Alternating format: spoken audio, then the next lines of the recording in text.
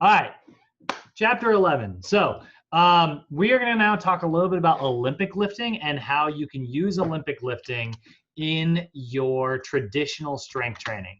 Now, a common mistake that people make, PowerPoint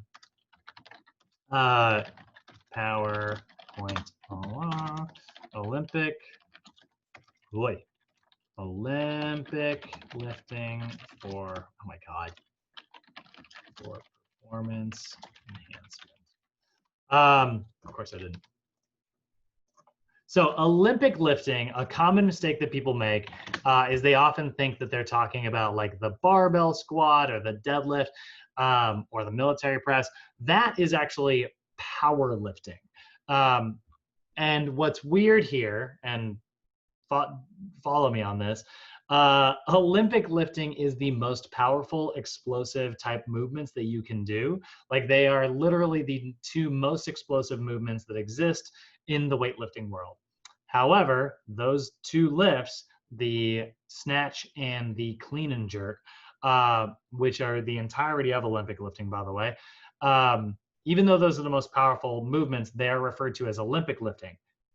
Powerlifting, even though it has the word power in it, is the barbell squat, the barbell deadlift, and the bench press. So we're not talking about those today. We are talking about Olympic lifting. We're talking about the clean and jerk and the snatch. So those are super, super explosive lifts. So we need to rationalize like where they can land in the world of performance enhancement.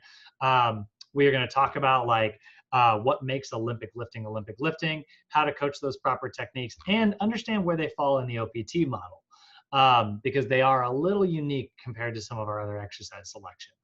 So Olympic weightlifting is a specific sport. That's one thing that we need to remember. It is a very specific sport in the same way that baseball consists of like offense and defense. It consists of like batting and fielding.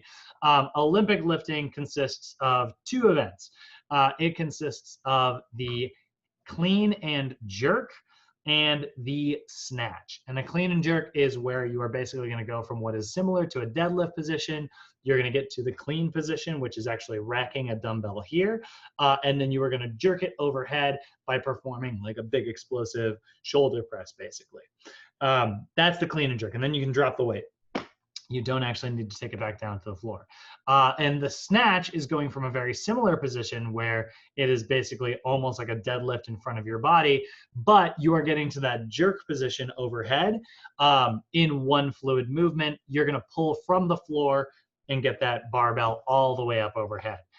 These are really great movements. However, they are plagued with compensations and like people performing them the wrong way, which often leads to injury. So scientific rationale behind this, a lot of people are like, well, why would I do Olympic lifting? Why would I necessarily even apply that if I'm like not, going to be an Olympic powerlifter? Like if I'm not actually doing Olympic powerlifter, I'm not going to be like an Olympic lifter. Why would I do Olympic lifts? Didn't we just talk about how like we want to be as specific as possible? We want to choose exercises that are related to our sport. Well, Olympic lifts actually are such a movement that is so general when it comes to athletics that they really are effective for basically any athlete in any sport, because they're going to move through what is called the UAP, or the Universal Athletic Position. So Olympic lifts, let's give a definition here. Olympic lifting are the most explosive movements in the gym, consisting of the clean and jerk and the snatch, okay? So that is what Olympic lifting is. And it may come as a surprise, but it does, Olympic lifting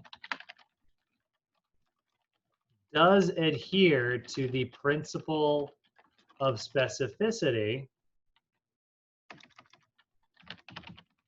for most athletics, because these movements mirror most movements in most sports.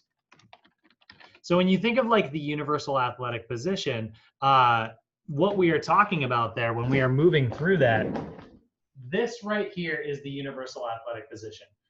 Is this position here where you are slightly at a hinge, in a neutral spine, eyes pointing forward, feet shoulder width apart, knees bent, right? Typically it's with palms here. Like this is a position that if you've ever played like basketball, you have practiced this position a lot. Like you've done like shuffling with your arms out like this, right?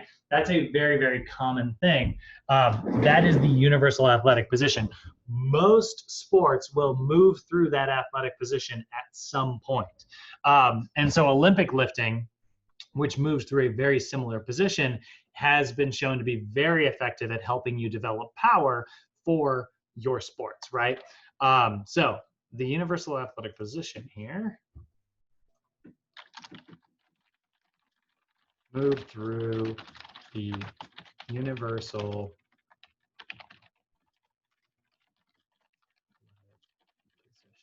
position. Okay.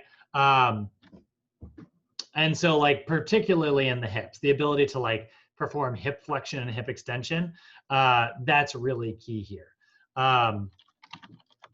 Particularly moving through hip flexion / extension.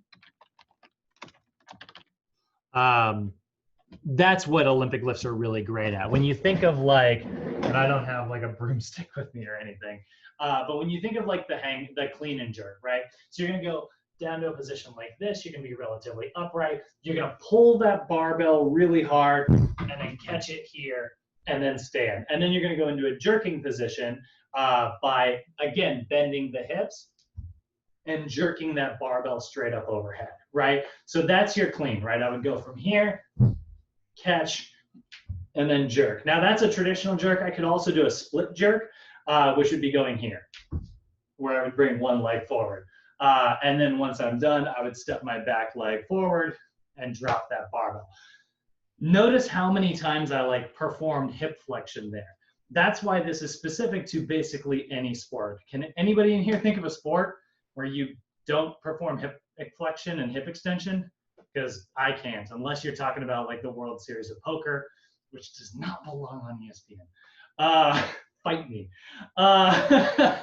So then we also have like the snatch, also very much focusing on hip extension.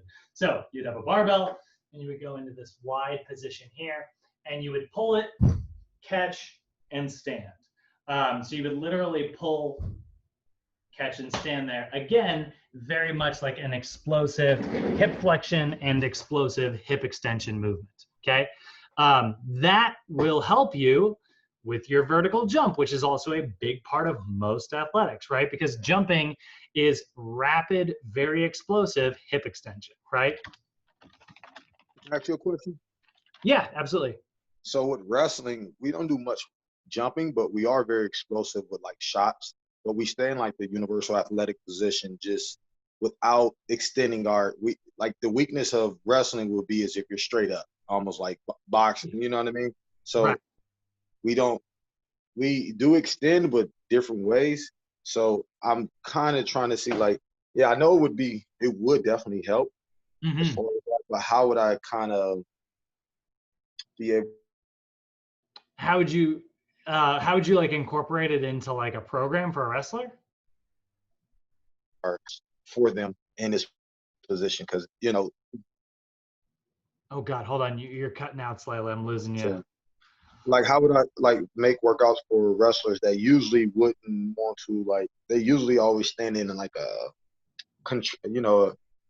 contracted position, yeah, and they're doing a lot of that, like, you know, like bear crawls and things like that, right? Yeah, exactly. So you're still doing like traditional strength. So you would incorporate this by having like specific like Olympic lifting when they are in that phase of training. Like you would start a wrestler in the stabilization phase, build their foundation just like you normally would. And then when you get to the strength phase, because strength is still going to be a part of wrestling, you know, you still got to be able to like have plenty of strength. I mean, like wrestling is very much like all about like core stability, and you are staying in those big contracted positions there. But there is and like you'll hear like good wrestlers say like technique is more important than strength, right? um like knowing how to like get leverage on someone is way more important than strength. But strength is still like a component. If you can have that good technique and you can have that leverage and you can have strength and power, that's going to make you an efficient overall athlete. So you would have like days where you are practicing specific like wrestling drills, but in your traditional strength training workouts, maybe you start the top of them with an Olympic lift, which is a total body. I can hear you. Oh, did you lose me? Olympic lifting, which is a total body exercise, right? So it's not a leg exercise. It's not a chest exercise, not a shoulder exercise. It is literally categorized as a total body exercise. So incorporating, like, let's say you had like a week laid out of like wrestling, right? Where you are doing like, and you're in the strength phase, so you are definitely like able to incorporate Olympic lifts. You would have days of believable. All right, are you mid question? Raf, can you hear me? You said you just, yeah. Yeah, I can hear you. Okay. Freaking thing. Is it still recording too? Yeah. I'm gonna lose it today. So I'm getting cranky. So you would have like, let's say Monday through Friday, right? You're training for wrestling. You would probably incorporate more of like an undulating routine where you have like total body workouts on Mondays, Wednesdays, and Fridays, right? So you would do a total body day Monday, total body day Wednesday, total body day Friday. Meanwhile, you are incorporating like wrestling specific stuff throughout all of those routines. But Tuesdays and Thursdays in particular are where you're more focused on like sparring and maybe a little bit of like cardio work, right? So on your Monday, which would be a stabilization, you're focusing a lot on like body weight stuff, stability exercises. That'd be a great place to incorporate a lot of those bear crawls, duck walks, and things like that. Those kind of awkward body weight stable movements, even things like push-ups with your feet on like a, then you do like a roll in, then take it back out, right? Then come Wednesday, where you're doing like a lot of strength work, you would start to incorporate, hold on for the internet. You would incorporate like Olympic lifts. You would have a snatch and like a clean and jerk, and they'd be at the very top of your workout. Like those would be the first two movements you get out of the way. Then you can do a little bit of isolation work later on, where it's like, okay, let's do the bench press and let's get a chest exercise. But like you knock that total body stuff out at the top. Right after you're warmed up. Then you could maybe incorporate another version of that on like your power day, which would be Friday.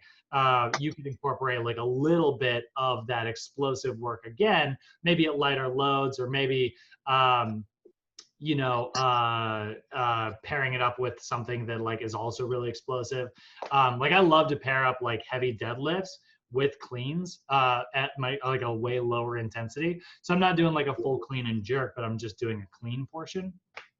Technique. Huh? That's one of my favorite ways to work on it. Yeah. So you have like different techniques, but no matter what, because it's total body, you're laying your volume out over the course of the week. You're not just like overtraining constantly. Does that make sense? Yeah, definitely.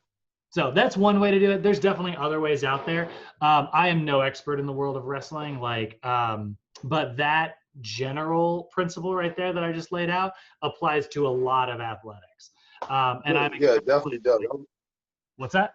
I was just trying to figure out how would, because like you said, they do a lot of total body work. So, kind of, you said not doing too much. So 3 days, I guess, is really good. It's just, diversifying the workload, and I guess also. Yeah, you're basically just spreading it. And that first day, like, is actually pretty much a recovery day. That's where you apply like a lot of stabilization and corrective exercise. And you can put that, you don't have to go in that order. I just went, you know, I went 1, 2, 3. You could put the corrective stuff at the end of the week, you know. Most people don't. Most people put their corrective stuff sort of in the beginning of the week because their events are usually like on the weekend. So you get all beat up and then you do all the corrective stuff after like you get a rest day. Then when you're back, you get like a corrective and you kind of ease back in, raise your intensity through the week, and then you have like your big event. Honestly, one of the hardest ones is templating for basketball because basketball just happens all over the place, you know. It's like they're playing randomly every day per week, Monday or through Sunday. Football is actually kind of easy. It's like you always know football is very much like taking place on a Sunday. So a lot of like, so we have like some prerequisites here. Obviously, if we're going to be moving through that universal athletic position, you need to move through it correctly. These lifts are a lot of times thought to be dangerous, but I don't really like that label. I think that like any weightlifting is considered dangerous if it's done improperly, you know? Driving a car is dangerous if you're doing it blindfolded, you know, like anything can be dangerous if you're not doing it right. So I don't really like to just like label these as dangerous, but we do need to understand like you need proper flexibility and proper mobility before you should ever be trying either of these movements, especially in your ankles and shoulders. So prerequisites.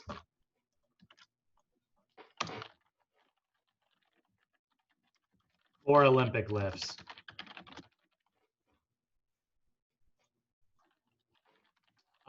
You are definitely going to want to have flexibility and mobility, right? Ankle mobility especially is key due to the low catching position.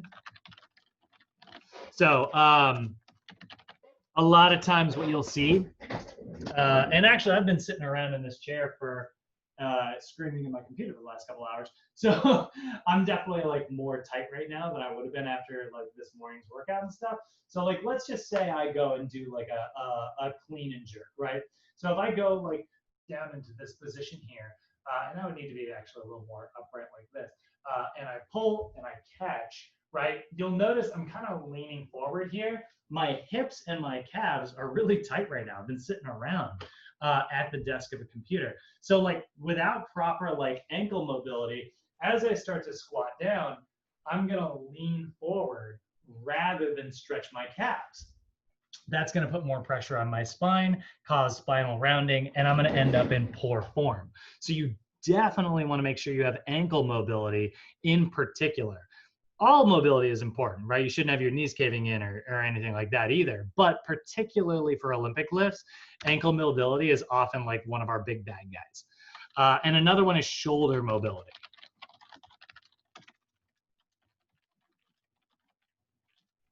Due to the catching position and overhead motions. So if we look at like the clean and jerk, right? Now I've also got to be able to like, you know, once I've got that weight here, I need to be able to hold this in the catch position. If I don't have proper lat flexibility, what's going to end up happening is as I try to raise my arms up overhead, they're going to get tight. And so instead, I'll just end up curving like this. That's not actual shoulder mobility because now as soon as I go into a push, right, I'm in this big arcing position and I'm putting more stress on my spine.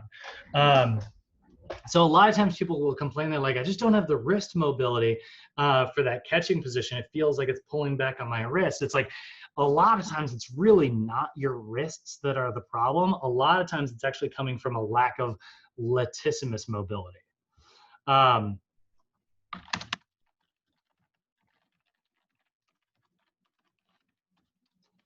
Stability is another one that's also really important to have during your Olympic lifts. You want to make sure that you have proper stabilization of all of your joints. So total body stability is necessary in order to have proper stabilization and to ensure that you are not putting too much stress on one joint or another. Okay, so like when you are focusing on stability, you need to have stability when you're doing your Olympic lifts. If you do not have like good core strength or stabilization, you don't have good like scapular mobility or scapular stabilization, you really shouldn't be doing Olympic lifts. So our big cues here that you're often going to hear, and I love these, is abdominal bracing, right? Tighten your core, and also retract the scapula. So getting used to like pulling those shoulders back and down. I like to always have my clients like roll them back into that downward position. That's a great way to ensure that your scapula is in a nice stable position as you move your arms overhead. And then obviously we definitely need to have good posture. Very necessary here. Although we've already kind of talked about it.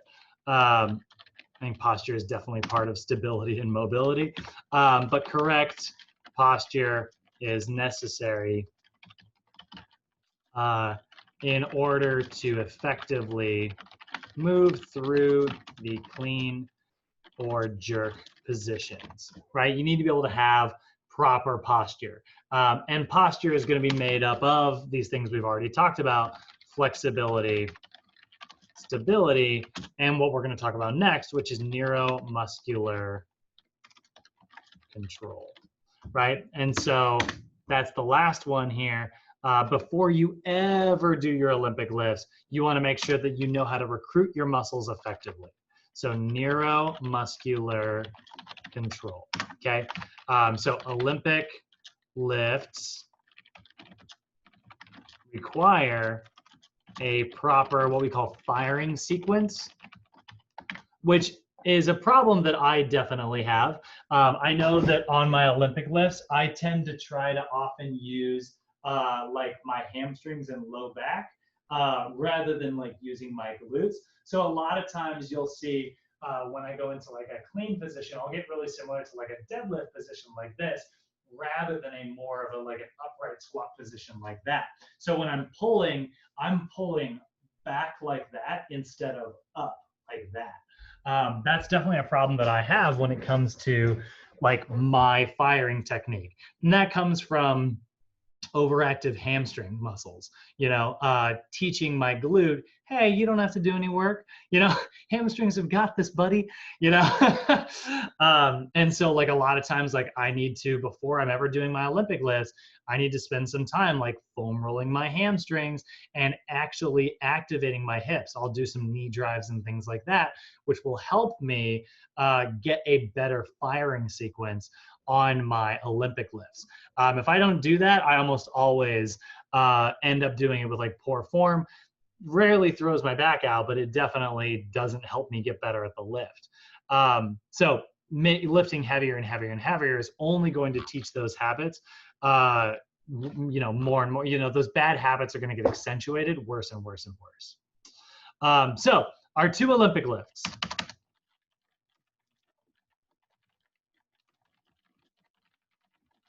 I'm like trying to like get through this like a little quickly just because I know that my computer is being a freaking jerk today. So we've got the snatch. The snatch is a single movement where you are going to pull from floor to overhead. So it is an Olympic lift that involves pulling a barbell all the way from the floor to overhead. Okay, there's a couple different versions of this. Variations, which are not listed in your book, by the way, but these are they are in your book, but they're not listed in this chapter. Variations would include like, you know, you would have the classic power snatch.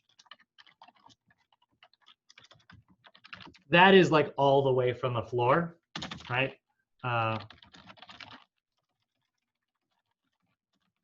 Swear to God, I'm gonna pop a blood vessel today.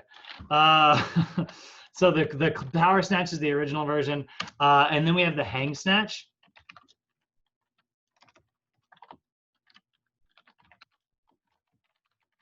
And that is going to be pulling from just below the knees. So a power snatch is the actual snatch, and that's pulling from the floor. But you could do a hang snatch, which would actually be where you have a barbell like this, and you would maybe start from like a position like this, and you would just pull it up overhead. That was terrible. I have no weight on, so I pulled with straight arms. You would pull like that, bending the elbows. Never try to snatch by going like this. That's way too much weight over way too long of a lever. So here's your starting position, right? And so that's kind of the classic power snatch there, all the way from the floor. Then you have your clean and jerk, which is two movements like in one, right? So this is going to be an Olympic lift consisting of two phases, a pull from the floor to the shoulders and a jerk from the shoulders to overhead. Okay, so the clean is pulling to here, and then the jerk is pushing up overhead. Okay, now this is an incredibly heavy weight to get over your head. You just used your entire legs to get it up there. So your jerk actually consists of two different phases. It consists of a dip and a drive. So there's actually two phases within that. So here's your starting position. Very similar to the snatch. The snatch is much wider. You can see there. Versus the clean, which is, you actually can't see there, but it's a little more narrow. And so you're either going to catch this, and you're allowed to catch this in a quarter or a half squat position. So when you get that weight from the floor and you catch it here, you can drive a little, or you could drive about down to like a half squat. Both of those are actually okay. There's no rules on like how far you have to be able to like catch it. But the power clean is like all the way from the floor there. So again, variations. There's a few more variations here, but variations would be like the classic power clean, right, which is a pull from the floor. There's the the hang clean, which would be pulling from just below the knees or just below the hips. I guess technically there's also a hang snatch could be defined as like also below the hips. I should mention that, or hips. But then you also have like two versions of the jerk. You have the classic jerk, which is a press overhead with feet shoulder width apart. And then there is the split jerk,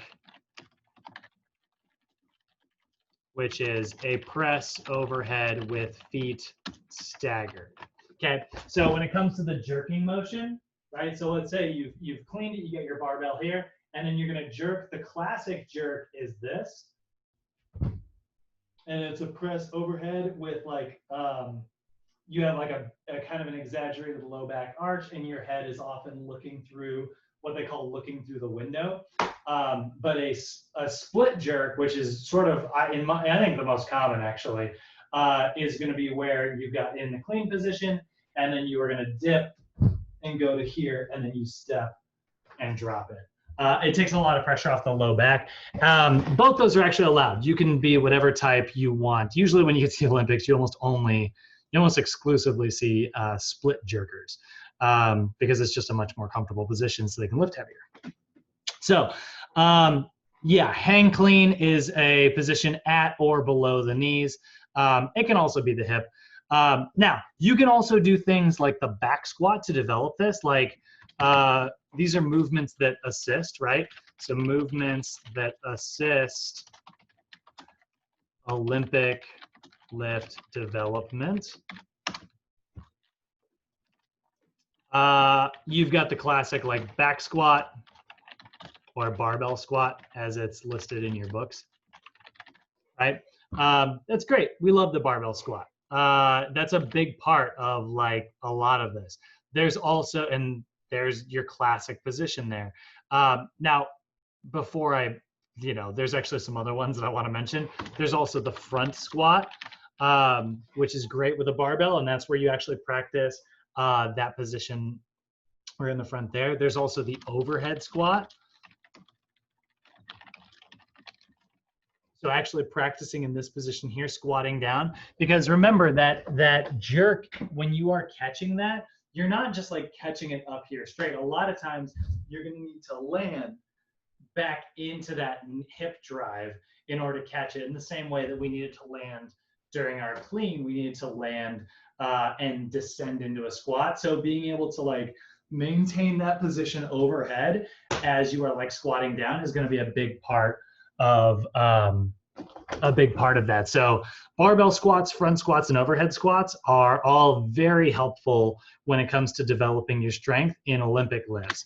In addition to that, deadlifting, so deadlifts, snatch grip deadlifts are also really good. So a regular deadlift is great, but a deadlift with an extra wide grip, as you would do in the snatch, is also really great. Romanian deadlifts are also a really great variation there, because that is going to help you focus on like a little bit of like hamstring and low back stability.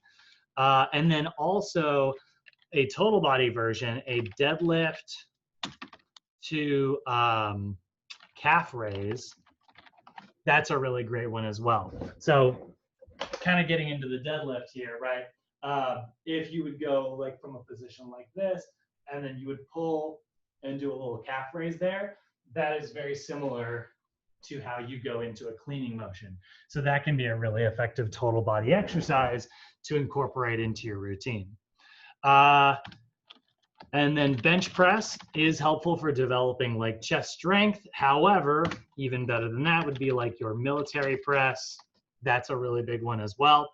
And then pull-ups for scapular stability are really key, and bent over rows.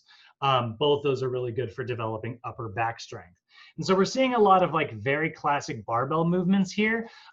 This is a really good working list of the most basic movements that if you want to start incorporating, they can be like a really good introduction that eventually lead you to these two classic Olympic lifts. So this is kind of a working list. I always like to throw this in here. I know it's not in the PowerPoint over here, but I love to throw in this list here. These are some of my favorite exercises to get all of my clients trained up on, especially if they're like athletes. So when it comes to spotting, these are people who are there to like assist a lifter. If you are training your clients, you want to make sure that you are there to be able to spot your clients. Sometimes it's one person, sometimes it's two, depending on how heavy it is. This should always be required. You never want to not spot your client, especially if they're doing a bench press or a back squat. Now, those two movements in particular, it is super necessary to make sure that you are around to help your client. You know, you don't want a client doing a bench press to get stuck and like drop that barbell onto their chest and break their sternum or something. And the same thing is true for like the back squat. You don't want somebody to get stuck and like tip forward. Now, most racks have like safety bars here, although the student safety bars are way lower than they should be. I don't think, I mean, maybe not. I guess maybe that's actually okay. This guy's got a long torso. So like if, you know, these safety bars here, if he didn't have like an effective spotter, what you can actually like, what he can do is he can just simply fall forward and that barbell will get caught on these bars here. That's one of the, you guys have heard me complain about at Reseda, like how much I hate our squat rack. It's because it doesn't have these safety bars.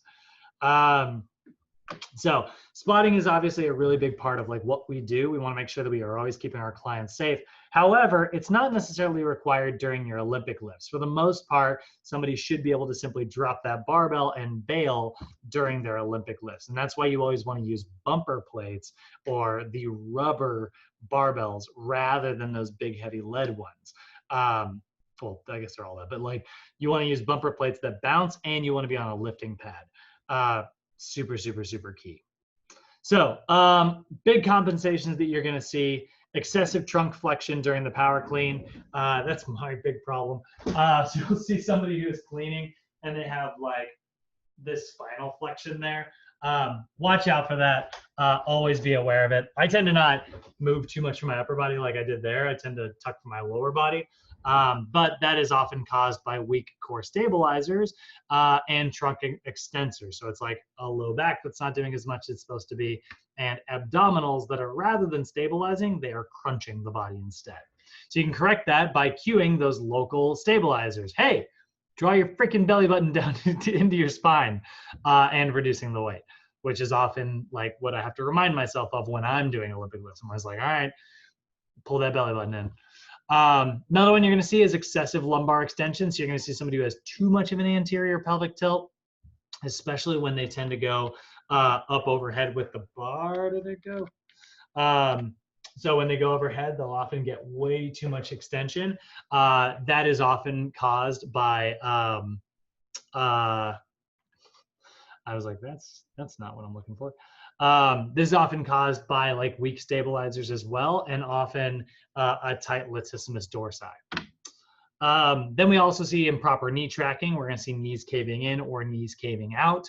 Obviously, we know that that leads to too much pressure on the knee. So again, reduce your weight and focus on activating those glutes before doing that movement.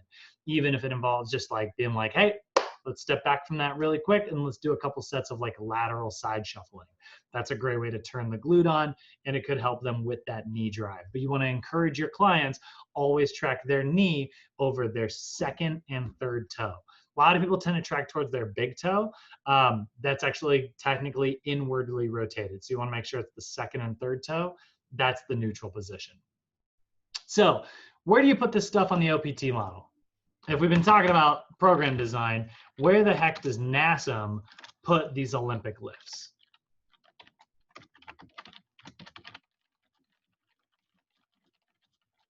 Well, like I said, the power snatch is literally the most explosive lift in the entire like lifting kingdom.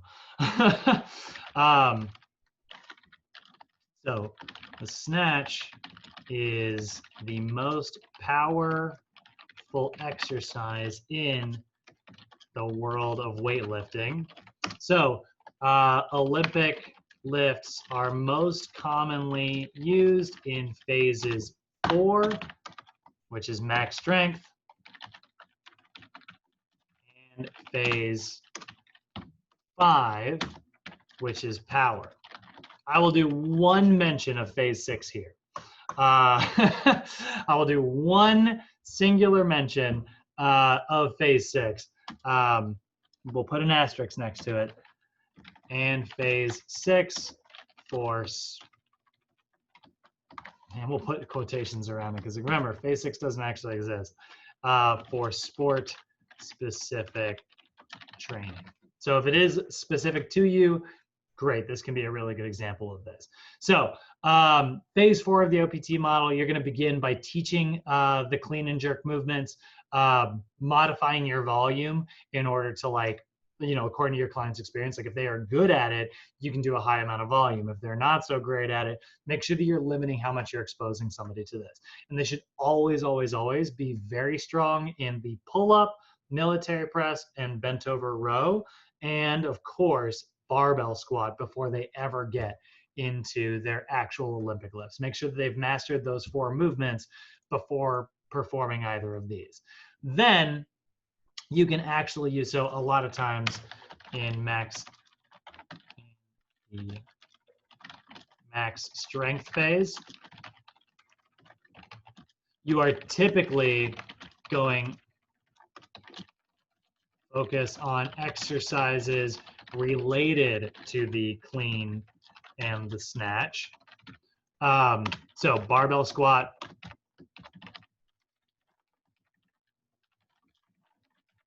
variations, deadlift variations, pulling and pressing variations.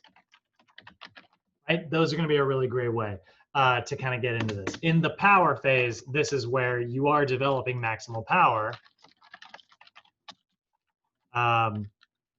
You can focus specifically on the snatch and power clean, right? Both of those are really, really great because they are designed to actually enhance maximal power. However, one thing to be aware of, you do not need to pair these exercises with another exercise. No supersets. That is a common mistake I see people make when they're doing like snatches and clean and jerks, is they'll do like a snatch and they'll pair that with like a kettlebell clean or like some type of like explosive movement because like they think that you have to do the superset thing. You don't need to do the superset thing. Now, if you're doing a barbell squat, yeah, pair that barbell squat with a squat jump. That's great. But the snatch is the middle in between strength and power. So when you see, like, remember how we raise, how we're late, oh, somebody's right on my screen. You remember how we talk about the intensity in power? It is up to 10% body weight, or it's 30 to 45% 1 rep max for your power movements. That's really what we're talking about when we're talking about like the clean and jerk and the power snatch, right? You are working at like a medium intensity when you're working on power, but you can also do the maximal intensity when you're working on strength. The clean and jerk is meant to be like a sport that consists of 1 repetition as heavy as you can. So you can max out at 85 to 100% of your 1 rep max. But it just depends on like what you're working on.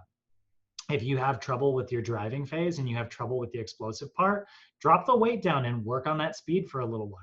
Then you can come back to force later on. So did that make sense to everybody? Now, normally we would get a chance to like go to the gym and kind of practice a couple of these movements. I don't. Now, here's the thing. I am not actually an Olympic lifting coach. Olympic lifts like the power and the snatch and the clean often require getting what is called your CSCS. That's a certified strength and conditioning specialist. I do not have that certification. Those are the types of people who become like athletic directors at schools and stuff, and they focus on like teaching college athletes those 2 particular movements. So I don't actually coach students when we get to the gym on these 2 movements because I'm not certified in that. Neither is Mo, but I'll show a couple examples like using like PVC pipe and things like that just as an introductory thing, because if you do get interested in it and you do want to do this stuff, I recommend finding like a good CSCS coach. That's a great way to kind of learn these movements. I've been practicing these things because I've worked with a couple coaches like over the course of the years, and I've incorporated these into my own workouts, but I do not do snatching or cleaning with my clients because that's not the type of coach that I am. And I recommend you take the same approach. If you have formal training on it, teach it to your heart's content. Teach it to a 9-year-old lady, you know?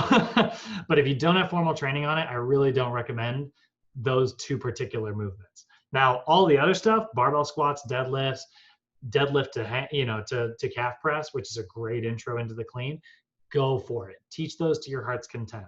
But I definitely recommend getting specific certification if that's the type of coach you want to be. Does that make sense? I'm just telling you to take these things seriously. A lot of people like jump straight into these things, and I'm like, ugh. And I'm not going to start the CrossFit conversation. All right, guys. Thanks for dealing with so many technical difficulties today. For those of you who are watching the recordings, you're going to notice it's probably a little weird today, considering that I'm going to have to piece together the first one. But we're going to get homework 3 up on Canvas today. Look for those in a couple hours. And that's about all I got for you lecture-wise. Do you guys have any questions? Yes, Brad, I do. Yeah, what's up, Nancy? You mentioned 4 exercises that they have to know prior to doing this, and I only caught the military presses. You're Sorry. going really fast. Barbell squat, Okay. deadlift, Okay. bent over row is a good one. I like that paired with like pull-ups as well, and then a good military press. Okay. They should be able to do they should have those moves mastered before ever attempting Olympic lifts. Gotcha. Thank you so much. Yeah, no Yeah, problem. beautiful. I missed that too. Thank you for asking that question. Yeah, no problem. I can't, that's the thing is it tells me that my connection's unstable, and it seems to always tell me after the lagging happens. Because that's usually when you guys are like, So thanks for, yeah, if that ever happens, just let me know. I got a question, Brad. What's that, Jay? I got a question. Yeah, what's up? My buddy has some tight psoas, so I gave him a series of stretches to do. Besides the TFL stretch, what other stretch could he apply to help release or help assuage his tight psoas? Did you say psoas or did you say soleus? Psoas. Psoas. Oh, okay. Yeah. So you also, if he has a tight psoas, he probably also has slightly tight abdominals. So a cobra stretch actually might help a lot, even though that's not like a hip flexor movement. But one of my favorites,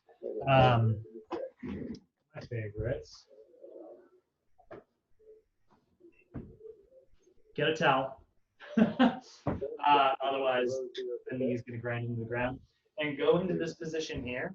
Now, this is your classic like hip flexor stretch, right? That classic kneeling hip flexor stretch. Nothing fancy about that. But one of my favorite ones is to take the opposite arm back and then pull that knee into like knee flexion as well. That takes my rectus femoris already into its maximum position. So now, when I take my arm up overhead and I lean forward further, right? And remember, you also are going to do that posterior tilt. Don't go with that big anterior tilt, right? That's a common mistake. As I lean forward, my rectus femoris is already in a maximum stretch. So when I lean back, my psoas isn't getting any like help from my rectus femoris. So that's one of my favorites. Like take the leg back and do that classic kneeling hip flexor stretch. That's a great way to work on that. And if he has trouble with his balance, because by the way, that'll really challenge your balance a little bit. What he can do instead of holding it with his back hand, if he has like a bench or something, he can place his knee, his foot on top of a bench and then drop the knee to the floor, and he can do it that way, and the bench can hold his leg up instead. Okay, cool, thank you. Yeah, no problem. Also, if he really wants to get his psoas, when some people like they lean away, that can help a lot too. Okay. Just don't do the lean away part if he doesn't have like good balance. Otherwise, he'll fall the whole time and then he's not stretching. Okay. It's like I did my 30 seconds. And it's like, yeah, but you were doing this the whole time, it's not really stretching. Yeah. Okay, cool. No problem. All right.